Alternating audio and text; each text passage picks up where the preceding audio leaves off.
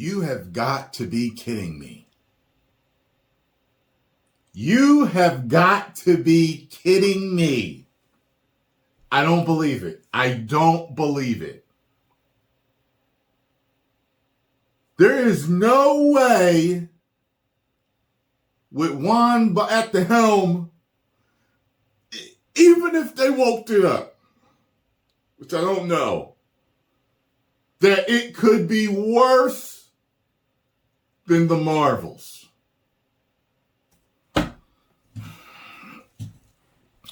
Check this out, shall we? Early box office projections are already coming in for Momoa's upcoming Aquaman 2. And they indicate that the film will have a worse opening weekend than Brie Larson's Marvel. See, if that's true, that's because The Marvels was the last superhero movie to come out. People are already getting fatigued by all the garbage that they've been injecting into all the brands out there. And they're just like, no, we ain't going to see this either. But to me, this is a glimmer of hope. The trailers looked good. I'm willing to give it a shot. Oh, God. Box Office Pro shared their long-range predictions for the film, claiming the Aquaman sequel will only gross between 32 and 42 million domestically. Furthermore, the outlet predicted the film will only gross between 105 and 168 for its entire domestic run. The outlet noted that their predictions did include pre-sales data, which showed the movie was pacing 25% ahead of the aforementioned Shazam sequel and 62% behind Black Adam after 1 day of sample market tracking. Well, if it's actually good, it'll probably do better, I would assume. I mean, I liked the first Shazam movie, but this second one looked like it was going to be trash. I ain't want to really say it, but it really felt like it. And nobody had seen Black Adam before, and it's The Rock, so I kind of see these numbers. I get it. The Marvels had an opening weekend of 46.1 million. It had a massive 78% decline in its second weekend, bringing in only 10.1 million. So far, the latest Marvel Cinematic Universe entry film has only grossed 69.1 million domestically. Wow. And many analysts believe that the film will not even hit 100 million in its entire domestic run. I can't believe they put this movie out. They just should have took a tax hit.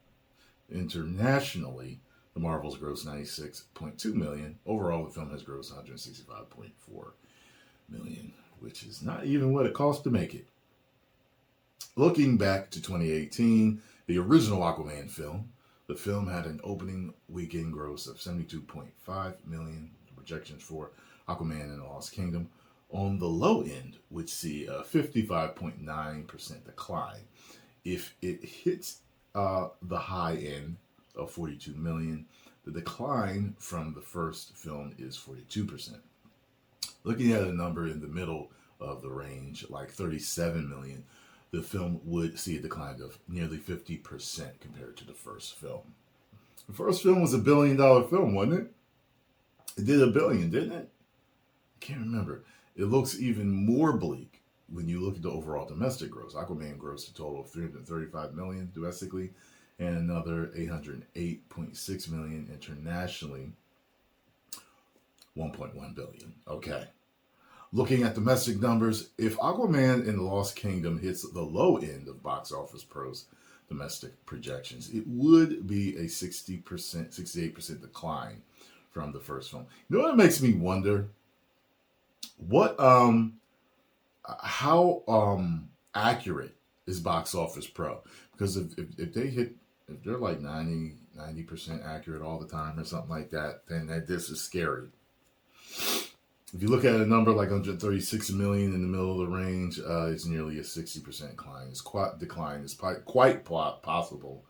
These projections are high. We saw Box Office Pro adjust their projection downward for the Marvels as the film got closer to release. Aquaman and the Lost Kingdom could face similar issues as the movie is plagued with problems. One of the biggest issues is the fact that the film is the last of the old Warner Bros. Regime before Gunn's universe takes over. I don't know if people hate Heard enough to not go when most people like Momoa. Like, if I like you and you're the star, if your co-star did some garbage, I'm still going to see your movie. You get what I'm saying?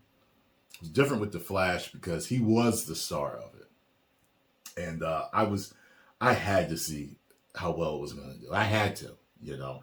And he admitted to having mental problems. And you could see that anyone doing that stuff did have mental problems anyway, which I knew would be an out if he were to say that and he's getting help and he apologizing and all that stuff. And a lot of people still won't give you a pass for all of that stuff. And I get it. You know, people have different standards. But I can see that with The Flash. But not with this.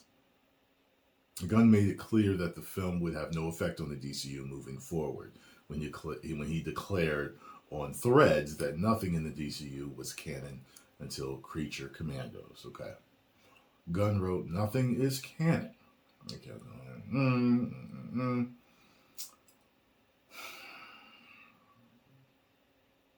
Well,